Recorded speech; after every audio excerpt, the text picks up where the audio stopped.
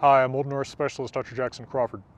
I teach at the University of Colorado Boulder, previously at the University of California, and I am a translator of Norse myths and sagas. One question that I frequently get asked is what the Trojans are doing in Snorri Sturluson's Prose Edda. If you read the Prose Edda, it has a prologue in which Snorri explains that God, meaning the Christian God, created the earth in 7 days, but that some of the descendants of Adam and Eve, as they spread around the planet, forgot the name of God and began to worship other men or nature. Now, just looking at that right on the surface, you have to understand that what Snorri is doing is trying to situate the fact that his ancestors in Viking Age Norse culture believed in a god other than his own, because of course when Snorri Sturluson was writing in the 1220s, Iceland had become Christian.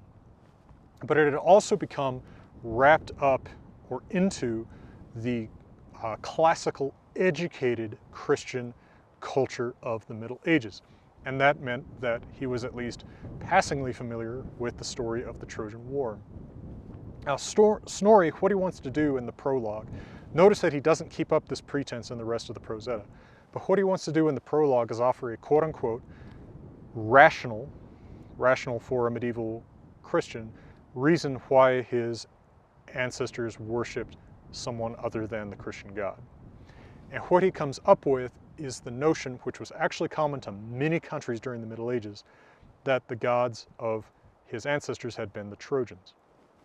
Now, stories of the Trojan War, both the Iliad and stories derived from it, continue to be popular through the Middle Ages, and people knew who the Greeks were, but they didn't know who the Trojans were. And so it seems like just about every medieval Christian country claimed that their ancestors were the Trojans. You see this in Albania, you see this in Wales, you see this in England, you see it all over the place. Snorri is not doing anything particularly new by saying that the Trojans came to Scandinavia. And he also even kind of supports it with a sort of fakey etymological explanation, right? He says Hector is Thor. He says that his wife Siv is the Sibyl. None of this is right or accurate. It's simply his way of trying to rationalize who these gods were. So there's no actual historical connection between the Trojans and the Norse gods. All that it is a figment of Snorri Sturluson's imagination and also of what at the time was, in a sense, scholarship, right? He didn't believe these gods existed as gods, so he had to explain who they were. And this is the explanation he gives, which for a medieval Christian is quite a bit more tolerant than just condemning them for worshiping devils or for being mistaken about God in a sinful way. He's pretty tolerant of the fact that his ancestors weren't Christian.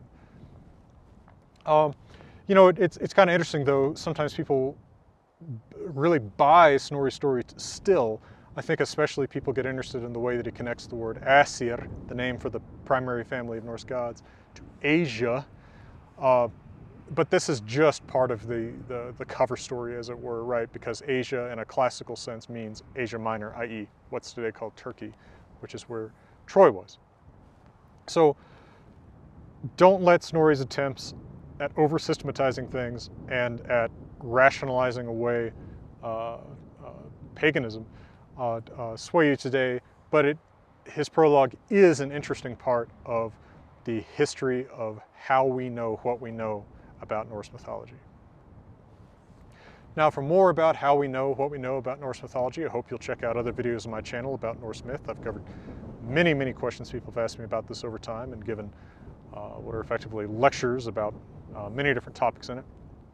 I've also translated the Poetic Edda, which is a more archaic source than Snorri's Prose Edda. The Poetic Edda actually consists of poems passed down orally, probably since the Viking Age, whereas Snorri, who knows many of those same poems, is trying to rework the stories from those poems into one cohesive story, which in itself over-systematizes Norse mythology and Norse religion, but that's quite common in the Middle Ages too.